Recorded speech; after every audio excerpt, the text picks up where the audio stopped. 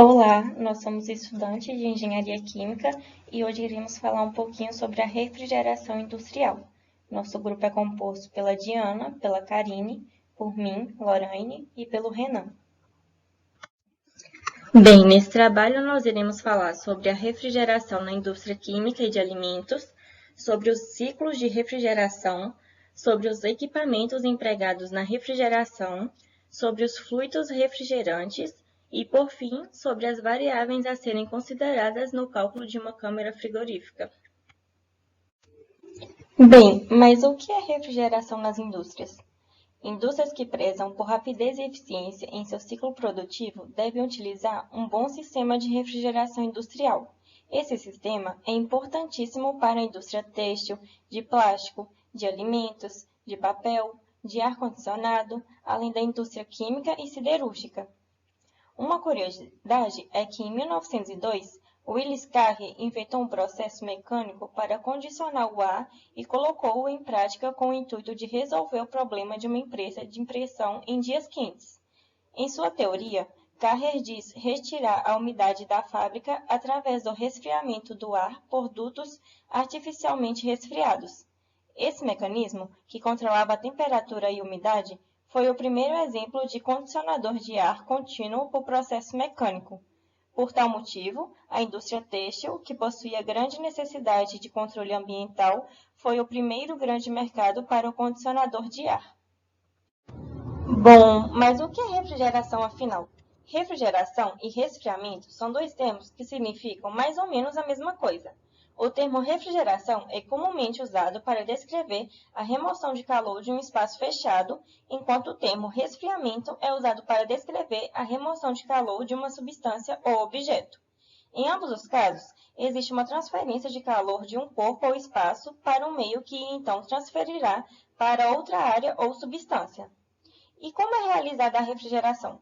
A refrigeração pode ser realizada através de torres de resfriamento, câmaras frias, ar-condicionado, entre outros. As câmaras de resfriamento são mais comumente aplicadas para o resfriamento da água que circula em indústrias químicas, refinarias de petróleo e estações de energia.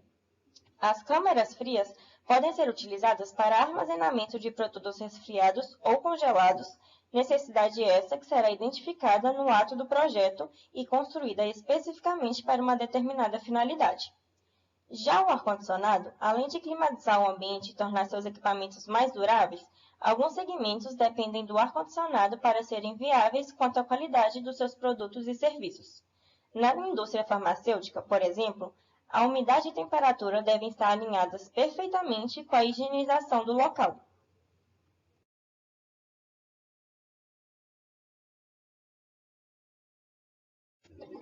Na indústria de alimentos, o objetivo da refrigeração é abaixar a temperatura do alimento de modo a reduzir a taxa de reações químicas e enzimáticas. Ela também reduz a taxa metabólica natural dos tecidos ou das bactérias, o que está associado ao prolongamento da vida de prateleira desses alimentos. Em geral, os consumidores preferem produtos frescos disponíveis o ano todo, o que em muitos casos é inviável. Produtos devem ser mantidos sob refrigeração em temperaturas adequadas à sua conservação, de modo que possam ser distribuídos para lugares distantes do ponto de produção. A maior parte dos produtos alimentares que devem ser preservados em temperaturas acima de 0 graus Celsius, de forma geral, são queijos maturados, bebidas, como cerveja, vinho, suco de fruta, refrigerantes, carnes frias ou produtos de delicatessen. Carne, peixe, fruta, vegetais e produtos lácteos frescos são armazenados aproximadamente em 0 graus Celsius. As temperaturas negativas até menos 25 graus Celsius são utilizadas para preservar, de forma geral, sorvetes e outros alimentos congelados e ultracongelados como, por exemplo, peixe ou vegetais, para aumentar o seu prazo de validade. O congelamento é um método mais drástico de conservação, em que a temperatura no produto atinge certo valor no qual se inicia o congelamento da água presente. Esse método é empregado quando se deseja preservar materiais biológicos por longos períodos. As temperaturas sub-zero, as taxas metabólicas dos tecidos e de quaisquer micro-organismos são muito baixas. Uma vez que a taxa de reações químicas também é substancialmente reduzida, os produtos podem ser armazenados por períodos longos sem alterações significativas. A refrigeração é, então, uma operação fundamental no processo de alimentos e na sua preservação. A remoção de calor pode envolver tanto a transferência de calor de um fluido para o outro ou de um sólido para um fluido, ou ainda pode ser acompanhada pela vaporização da água de um material sob condições adiabáticas. O conhecimento dos princípios de transferência de calor é um pré-requisito essencial para o entendimento do projeto e da operação do sistema de refrigeração. Sistemas de refrigeração de grande porte normalmente estão presentes em indústrias químicas, petroquímicas, de refino de petróleo e farmacêutica. As operações em que a refrigeração normalmente é aplicada são separação e condensação de gases, separação de um produto químico de uma mistura através da solidificação, controle e pressão no interior de vasos de armazenamento mediante a redução da temperatura e remoção de calor em reações químicas. Alguns sistemas CHP de eficiência energética podem adicionar refrigeração incorporando chillers de absorção que usam vapor criado a partir do calor residual. Podemos observar esse mecanismo na animação presente no slide. O mecanismo de resfriadores de absorção pode ser dividido nas seguintes etapas. Primeiro, o líquido absorvente diluído é pré-aquecido com condensado à medida que se desloca do absorvedor para o gerador. Segundo, no gerador, o líquido absorvente é aquecido pelo vapor, o que faz com que parte da água contida nele vaporize, tornando o líquido mais concentrado. Na terceira etapa, vários itens de consumo comum recuperam o calor residual. Por exemplo, carros turboalimentados que são fornecidos por vários fabricantes de automóveis. Na quarta etapa, no condensador, a água de resfriamento faz com que o vapor se liquide e flua para baixo em direção ao evaporador, que tem perto da pressão de vácuo. Na quinta etapa, pouco antes de entrar no evaporador, a água condensada flui através de um orifício ou válvula de expansão. Essa restrição limita o fluxo e a água novamente vaporiza para uma névoa fria a 4,5 graus Celsius, 40 graus Fahrenheit.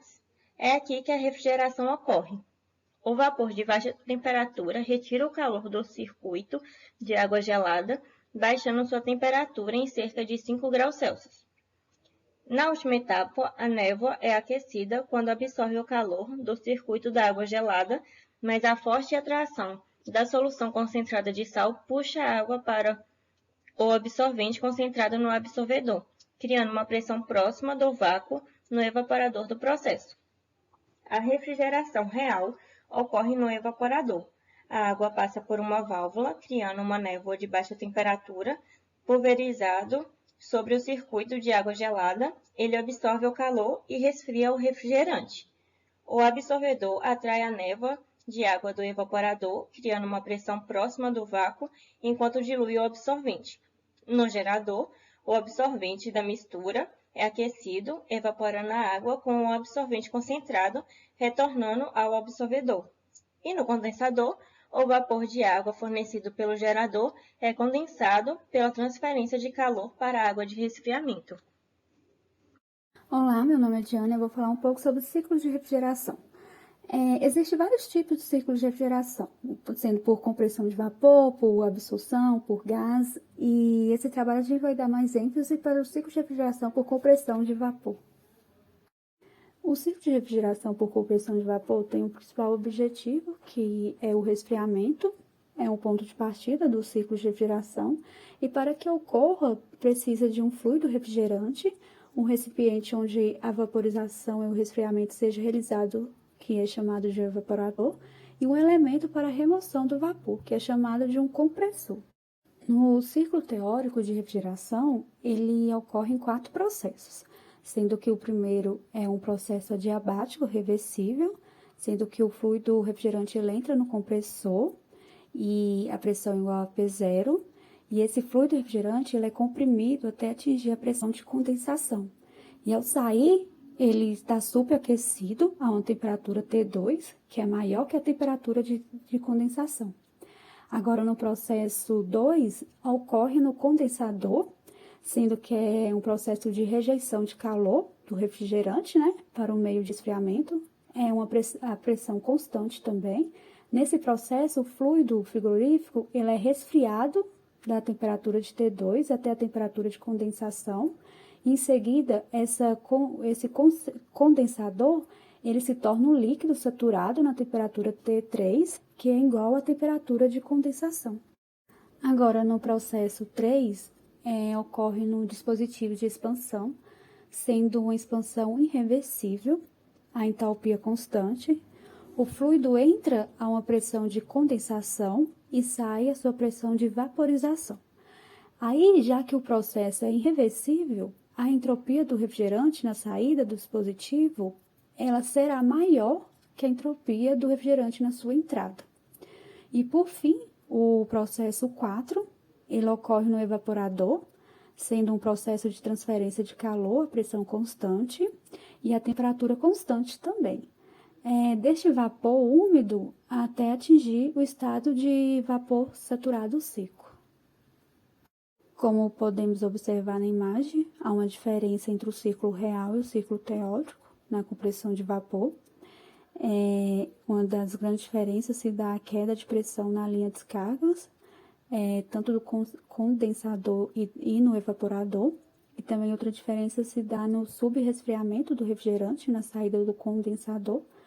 E outros a gente pode observar pela imagem no gráfico. Para estar realizando o balanço de energia do ciclo de refrigeração, considera que o sistema tem que estar operando em regime permanente nas condições de projetos, ou seja, a temperatura do condensador e a temperatura de vaporização. Os sistemas reais e teórico têm um comportamento idêntico, sendo que o ciclo real ele é inferior que o ciclo teórico, e a análise do ciclo teórico ela permite, de uma forma simplificada, verificar quais parâmetros têm influência no desempenho do ciclo. Um dos parâmetros é a capacidade frigorífica, que é a quantidade de calor por unidade de tempo retirada, no meio, e pode ser calculada pelo fluxo máximo de entrada, vezes a entalpia de saída, menos a entalpia de entrada do evaporador.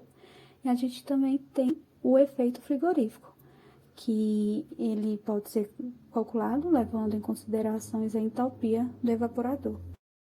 Em seguida, a gente tem a potência teórica de compressão, que é a quantidade de energia por unidade de tempo que deve ser fornecida ao refrigerante no compressor, e pode ser calculado pelo fluxo máximo de refrigerante vezes a entalpia de saída menos de entrada. Aí temos o calor rejeitado no condensador, que esse calor pode se determinar por meio de um balanço de energia no volume de controle, que se dá pelo fluxo máximo do refrigerante sobre as suas entalpias de entrada e saída. Aí, agora a gente tem no dispositivo de expansão, que pode ser por vários tipos, no processo teórico e adiabático, e ao aplicar a primeira lei da termodinâmica, despreza-se as variações de energia cinética e potencial, e a gente considera um regime permanente que dá que igual a entalpia do 3 é igual à área da entalpia 4. E por fim a gente tem o coeficiente de performance do ciclo, que é o COP. O COP é um parâmetro muito importante na análise de instalações frigoríficas. Embora o COP do ciclo real seja sempre menor que do ciclo teórico, mas a gente pode verificar parâmetros que influenciam no desempenho, sendo que o COP do ciclo teórico tem uma função somente de propriedades do refrigerante, e para o ciclo real, ele tem um desempenho, dependerá muito das propriedades de sucção do compressor, do próprio compressor e dos demais equipamentos. Você sabe como funciona o circuito de refrigeração? O sistema de refrigeração é composto por um compressor, responsável por criar a diferença de pressão no circuito de refrigeração e circular o fluido refrigerante pelo sistema, condensador, responsável por rejeitar o calor retirado do interior do refrigerador para o ambiente externo, tubo capilar ou válvula de expansão, responsável por manter a diferença de pressão junto com o compressor, evaporador, responsável por absorver o calor interno do refrigerador, filtro secador, responsável por reter partículas de impurezas e umidade. A função do sistema de refrigeração é retirar o calor presente do interior do refrigerador através da mudança de fase de fluido refrigerante, que alternando seu estado entre líquido e vapor funciona da seguinte maneira. Quando o refrigerador é ligado pela primeira vez, o fluido refrigerante dentro da tubulação do sistema de refrigeração é seccionado e comprimido pelo compressor. Quando o fluido refrigerante sai desse componente, está no estado de vapor com a pressão e temperatura aumentadas. Nesse instante, observa-se um aumento da pressão de descarga e diminuição da pressão de sucção. O fluido refrigerante em forma de vapor passa pelo tubo de descarga para o condensador, onde inicia a transferência de calor do fluido refrigerante para o ar do ambiente exterior. Assim, o gás superaquecido que está no condensador esfria até atingir a temperatura de condensação, passando do estado para uma mistura de líquido e vapor até atingir o estado de saturação, em que se torna totalmente líquido.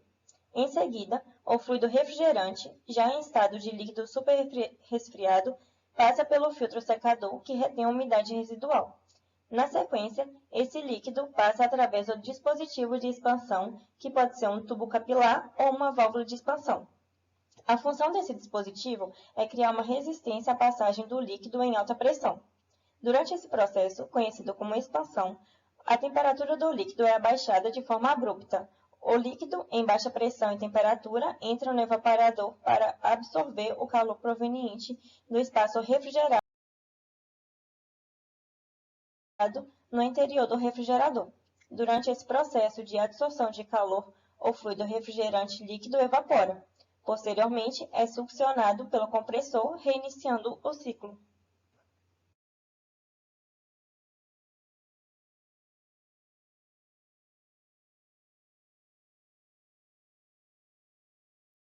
Quando falamos sobre ciclo de compressão a vapor, o refrigerante é o fluido de trabalho que alternadamente vaporiza e condensa,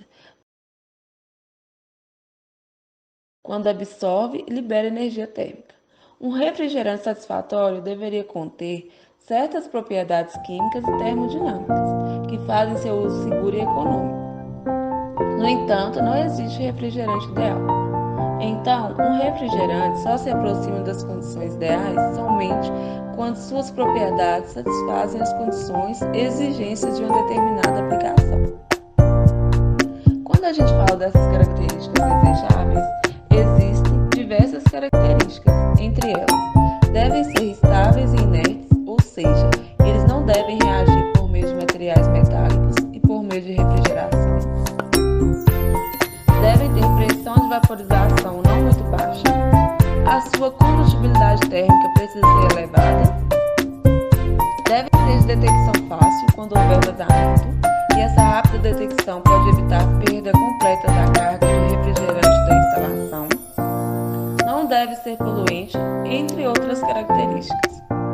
De maneira geral, os refrigerantes podem ser classificados de acordo com as seguintes categorias: hidrocarbonetos halogenados, que têm como características presença de moléculas com átomos dos halogênios flúor, cloro, bromo e, além disso, o carbono e hidrogênio. Em função disso, ele pode ser classificado em hidrocarbonetos puros, derivados de hidrocarbonetos completamente halogenados e hidrocarbonetos parcialmente halogenados. Temos também as misturas não azeotrópicas de hidrocarbonetos halogenados, misturas azeotrópicas de hidrocarbonetos halogenados e compostos orgânicos e inorgânicos. Quando a gente fala das propriedades físicas, as temperaturas de evaporação e condensação constituem parâmetros que determinam os tipos de refrigerantes adequados à instalação. Esses refrigerantes de baixa temperatura crítica, eles devem ser aplicados em baixa temperatura de evaporação. No entanto, já os refrigerantes de elevada temperatura crítica são adequados para instalações de alta temperatura de evaporação, como bomba de calor para crescimento de ar. Quando falamos dos aspectos relacionados à segurança e manuseio de refrigerantes, temos alguns aspectos básicos que devemos levar em consideração, como toxicidade, potencial cancerígeno, potencial mutagênico e inflamabilidade. Então, pessoal, para dimensionar uma câmara frigorífica, nós temos que considerar algumas variáveis. Entre elas, nós temos o tamanho e a forma. E assim, para descobrir, né, dimensionar esse tamanho e forma da câmara, nós temos que considerar a quantidade e variedade dos materiais, o tamanho e o formato da embalagem, né, dos produtos que serão armazenados na câmara, o método de manuseio, além do tempo de armazenamento. A segunda variável que devemos considerar é o isolamento das paredes, pois sabemos que é um fator muito importante, né, já que visa diminuir a troca térmica entre a câmara e o ambiente externo. E assim, para a construção desse isolamento, é utilizado alguns materiais, como a cortiça natural, o poliestireno expandido, além da espuma de poliuretano.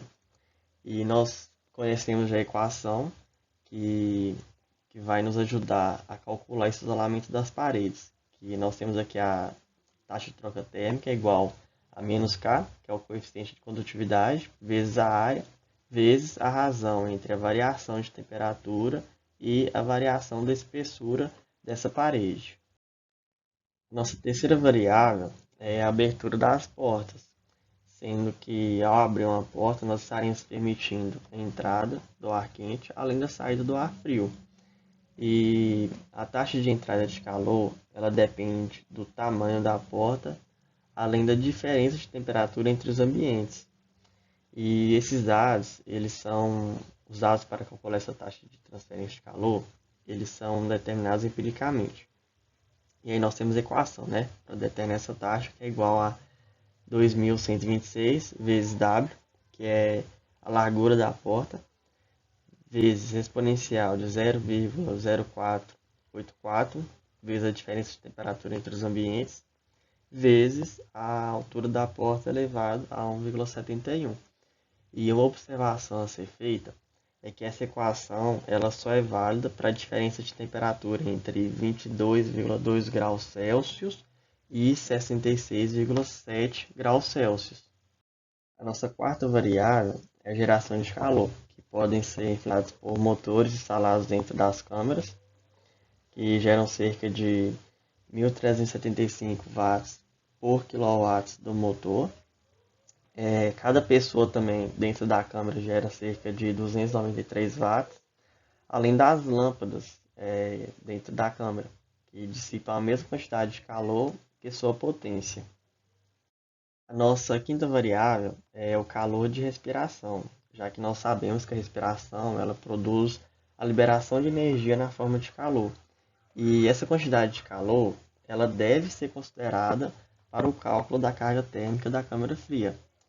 E a taxa de respiração ela varia de acordo com o tipo de alimento, incluindo a variedade, estágio de maturação, temperatura, entre outros fatores. E aí nós temos a equação, né, que ela nos dá a taxa de geração de calor por unidade de massa. Então, essa equação nós podemos calcular por Ka vezes a exponencial de Kb vezes a temperatura.